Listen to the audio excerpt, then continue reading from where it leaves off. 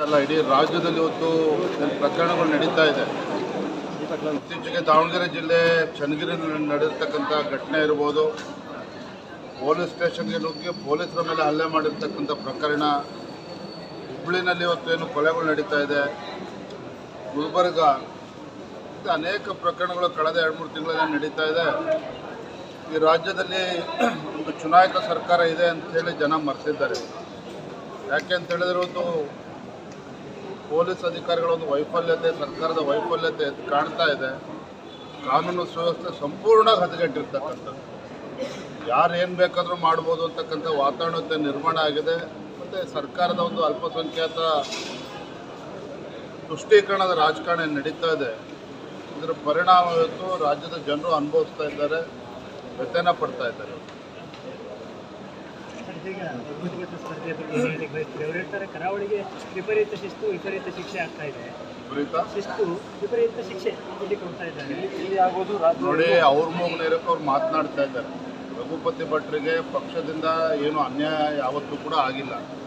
ಸಾಕಷ್ಟು ಬಾರಿ ಅವಕಾಶ ಸಿಕ್ಕಿದೆ.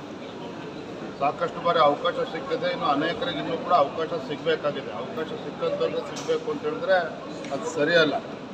ಅವ್ರ ಬಗ್ಗೆ ಇನ್ನೇನು ಹೆಚ್ಚೇನು ಮಾತನಾಡೋಕ್ಕೆ ಹೋಗೋದಿಲ್ಲ.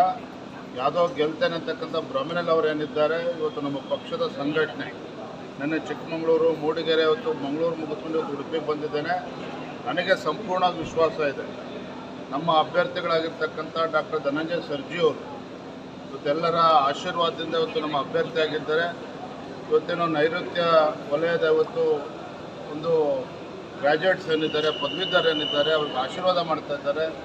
ಮೊದಲ ಬಾರಿ ಚುನಾವಣೆ ಸ್ಪರ್ಧೆ ಮಾಡಿದರೂ ಸಹ ಒಬ್ಬ ಸಜ್ಜನ ರಾಜಕಾರಣಿಗಳು ಅಂತೇಳಿ ಜನ ಮಾತನಾಡ್ತಾ ಇದ್ದಾರೆ, ಪದವೀಧರರು ಮಾತನಾಡ್ತಾ ಇದ್ದಾರೆ, ಸಂಪೂರ್ಣವಾಗಿ ಆಶೀರ್ವಾದ ಮಾಡ್ತಾರೆ. ದೊಡ್ಡ ಅಂತರದಲ್ಲಿ ಡಾಕ್ಟರ್ ಧನಂಜಯ ಸರ್ಜಿ ಅವರು ಗೆಲ್ತಾರೆ. ಮತ್ತೊಂದು ಕಡೆ ನಮ್ಮ ಭೋಜೇಗೌಡರಿಗೆ ಆ ಒಂದು ಜವಾಬ್ದಾರಿ ಕೊಟ್ಟರೆ ಒಳಿತು, ನಾಡು ಉಳಿತದೆ, ಶಿಕ್ಷಣ ಕ್ಷೇತ್ರನೂ ಉಳಿತದೆ, ಮಕ್ಕಳೂ ಉಳಿತಾರೆ, ಶಿಕ್ಷಕರು ಕೂಡ ಉಳಿತಾರೆ.